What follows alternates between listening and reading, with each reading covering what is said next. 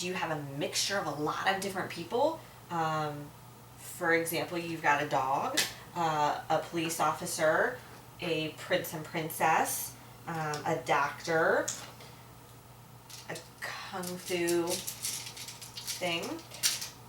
This is clearly a very diverse audience. So how can you convince this group of people? What language do you use? What figurative language do you use? So what is your style and your tone based on these people?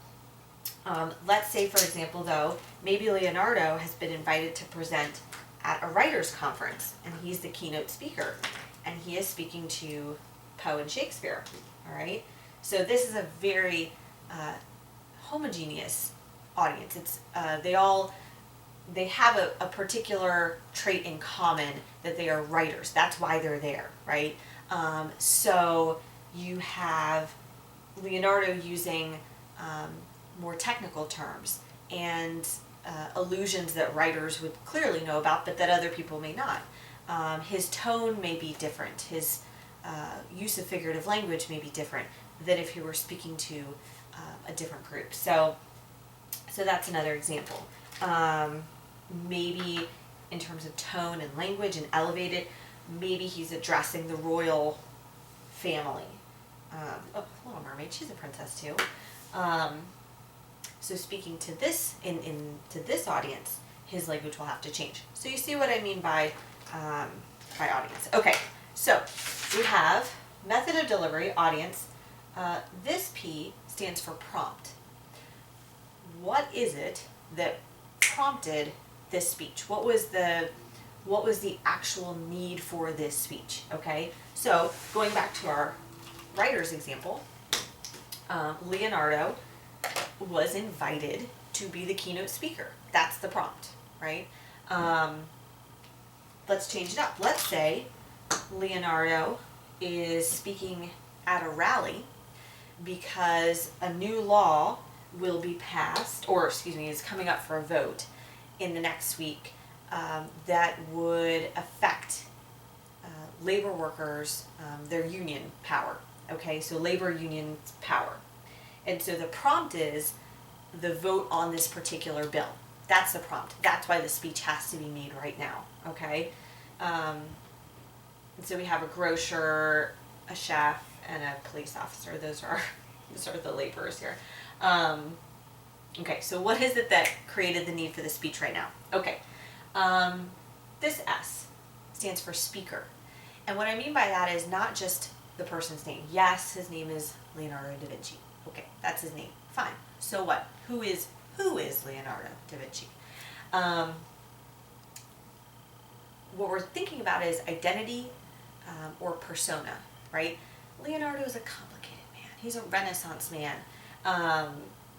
He's an older man. He's an Italian man. He's an inventor. He's a painter. He's a this. He's a that.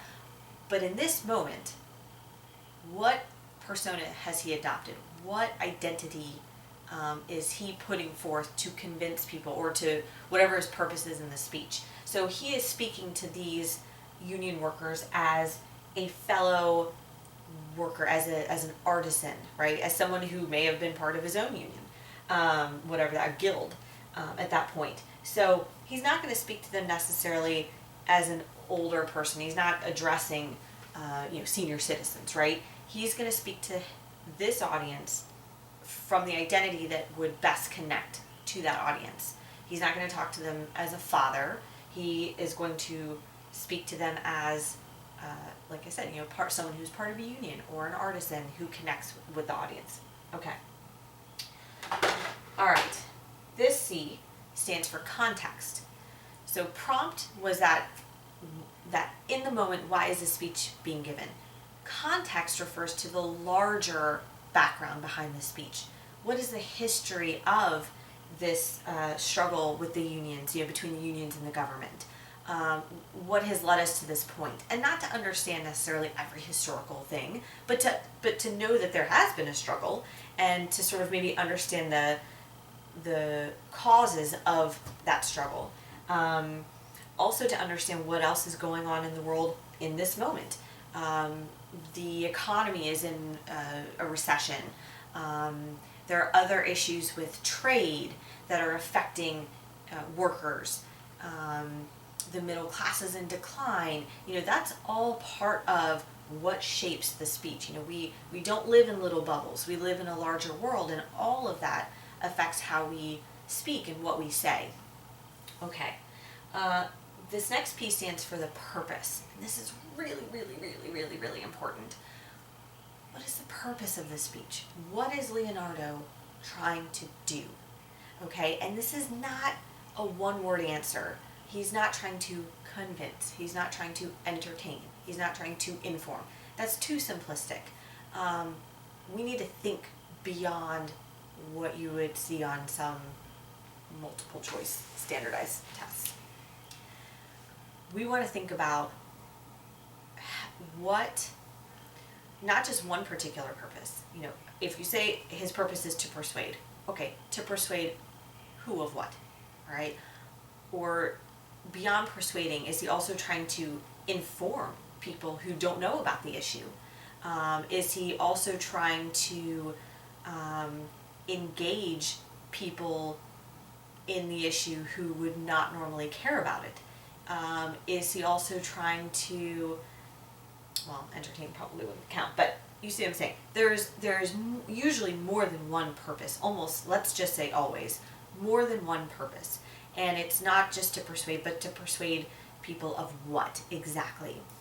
That the law shouldn't be passed, that the law should be amended, that the law should pass. Maybe he's in favor of it. So that's a really important thing, because every single choice in that speech, every word, every sentence, every piece of evidence, the way that speech is organized, all relates back to the purpose. Okay. Finally, this last S is subject. What is the speech about, right? And again, we're getting beyond just one-word answers or just one answer in general. A speech, any text, is usually about multiple things. It's not just about this law. It's about union workers' rights. It's about human rights. It's about, maybe it goes into the economy and the recession. Alternately, what is it not about? Maybe the speaker, maybe you would think that Leonardo would also discuss wages, or the difference between men and women's wages. But that part is not in the speech. So thinking about, okay, what is here in the speech about that subject, but then also what is left out and why. So that's also important. So, as a review, let's move these guys, okay?